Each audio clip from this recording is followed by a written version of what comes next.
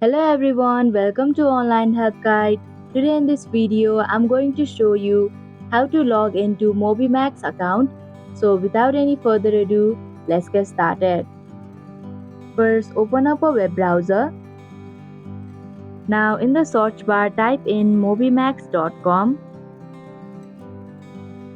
After you come across this official page, click on the sign in button in the top right corner.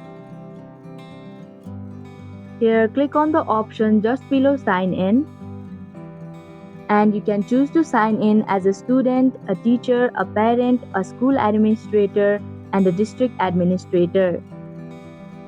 After you've chosen one, fill in the required information. Here, if I choose to sign in as a student, then I'll have to enter my school name or school code. Similarly, you'll have to enter the required information if you choose any other options. And that is how you can log into MobyMax account. Thank you for watching Online Help Guide.